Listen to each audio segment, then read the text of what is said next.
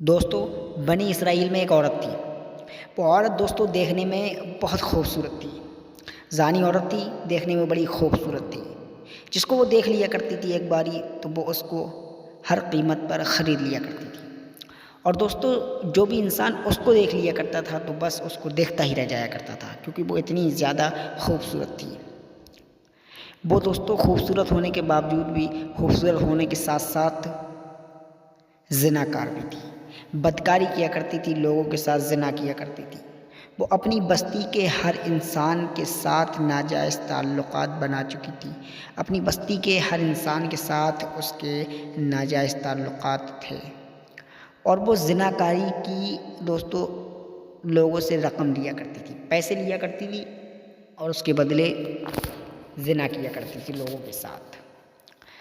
دوستو، اس نے زناکاری کرتے کرتے، پیسے کماتے کماتے ایک اپنے لیے محل بنا لیا تھا، اور اس محل میں ایک سونے کا بیڈ بھی بنایا تھا اسی پیسے سے، کیونکہ اتنا زیادہ پیسہ آ چکا تھا اس کے پاس۔ اب اس کی چونکہ جس بستی میں یہ رہتی تھی اور سب کے ساتھ تو یہ زناکاری کرتی ہی تھی، ان سے پیسے لیا کرتی تھی ایک موٹی رقم، اور اس کی بستی کے برابر میں، یعنی کہ دوسری بستی میں، دوسرے محلے میں مان لو، ایک بہت ہی نیک بندہ رہا کرتا تھا، بڑا ہی پرہیزگار بندہ تھا۔ اس نے آج تک اس عورت کی طرف نظر اٹھا کر بھی نہیں دیکھا تھا، اور وہ اس عورت کو جانتا بھی نہیں تھا۔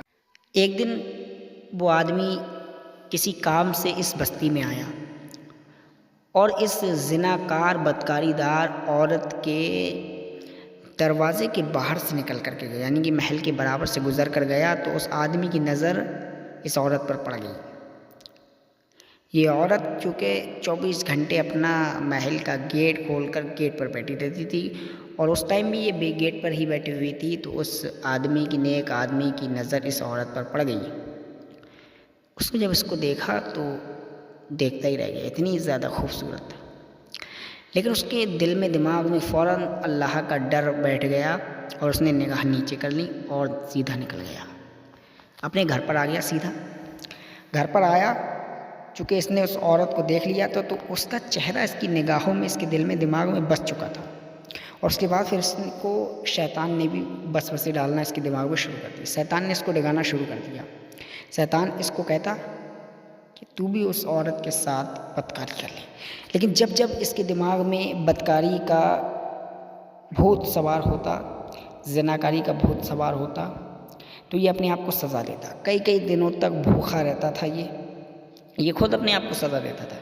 کئی کئی دنوں تک لگاتار بھوکا رہا کرتا تھا، اور اس کے بعد پھر جب زناکاری کا اس کے دماغ میں بھوت سوار ہوتا تھا تو پھر یہ اپنے آپ کو آگ کی لپٹ میں، آگ کی لپٹ کے باہر کھڑا ہو جایا کرتا تھا، اور آگ کی تپش اپنے جسم کو دیا کرتا تھا، یعنی کہ اپنے آپ کو یہ خوب تکلیفیں دیا کرتا تھا۔ جب جب اس کو زنا کرنے کی لگتی، جب جب یہ اپنے آپ کو تکلیف دیا کرتا تھا۔ روزے بھی رکھتا تھا، لیکن اس کا پھر بھی چہرہ اس کے دماغ سے نہیں نکل رہا تھا، چونکہ اس عورت کو اس نے دیکھ جو لیا تھا، اور چونکہ یہ اللہ تعالیٰ کا امتحان تھا اس بندے کے لیے۔ اب کچھ ٹائم کے بعد شیطان نے اس کے دماغ میں بس پٹھا ڈالا کہ جب اس کا چہرہ اس کے دماغ سے نہیں نکل رہا ہے تو کیوں نہ اس عورت سے جا کر ایک باری مل لیا جائے، اس سے ملاقات کر لی جائے، اس کے بعد معاملہ کلیئر ہو جائے گا کہ آخر وجہ کیا ہے۔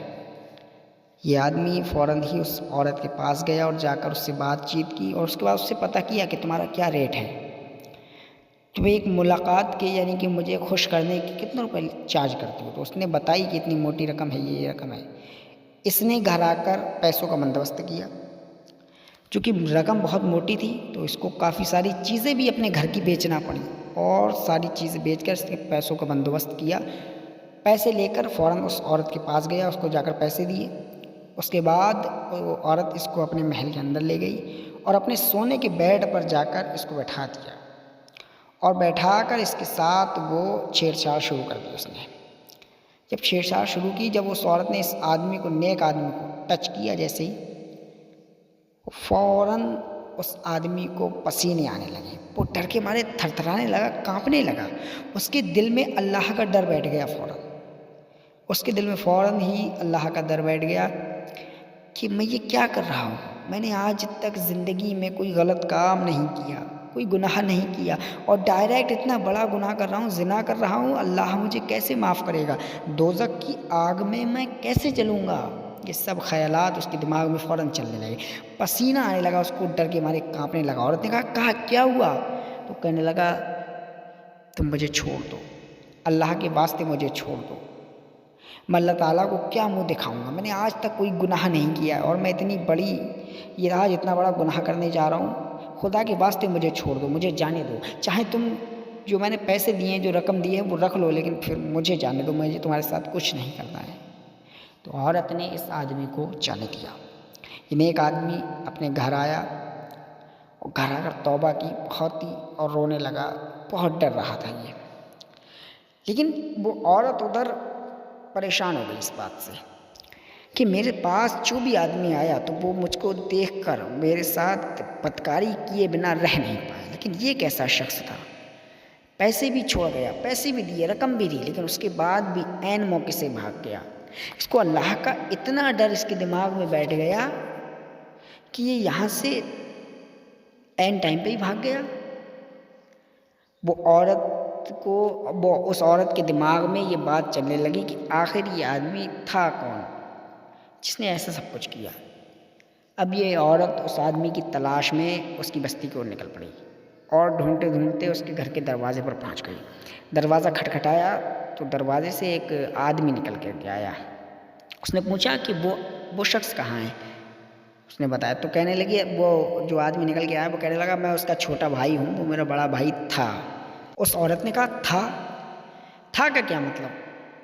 تو کہنے لگا ہاں وہ کل تک تھا، لیکن آج رات ہی اس کا انتقال ہو گیا۔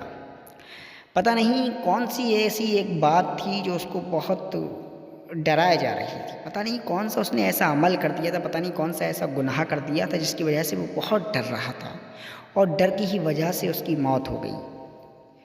اس عورت نے دماغ میں، دل میں سوچا، اس کے دل میں آیا کہ اس نے تو کچھ کیا بھی نہیں تھا۔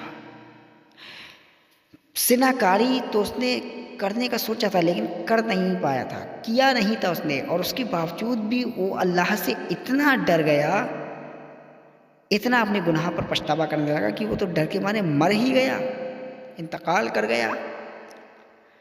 اور ایک میں ہوں جو زناکاری، بدکاری پر برکاری کرتی ہوں، بدکاری پر بدکاری کرتی ہوں، گناہ پر گناہ کرتی ہوں اور اللہ سے ذرا بھی نہیں ڈرتی۔ اور ایک وہ تھا جو گناہ کیے بنا ہی اللہ تعالیٰ سے اتنا ڈر گیا کہ وہ تو انتقال ہی کر گیا۔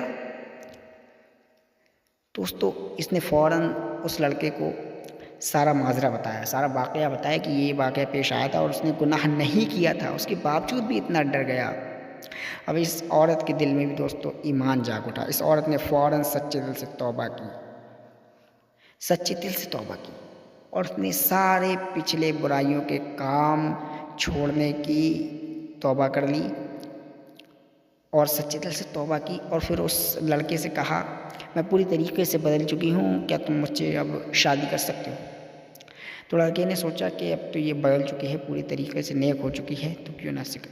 تو اس لڑکے کے ساتھ اس عورت کی شادی ہو گئی، اور اس کے شادی کے بعد 7 بچے بھی ہوئے، اور کہا جاتا ہے اس عورت کے وہ 7 بچے اللہ کے ولی نکلے، اللہ کے ولی بن گئے۔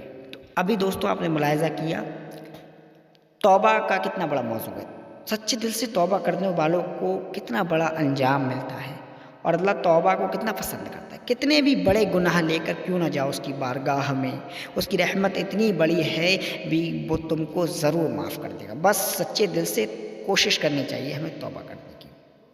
امید کرتے ہیں دوستو آپ کو ویڈیو پسند آیا ہے۔ ملتے ہیں دوستو کسی اور ویڈیو میں کسی نئے واقعات کے ساتھ، تب تک کے لیے خدا حافظ، اپنا خیال رکھنا۔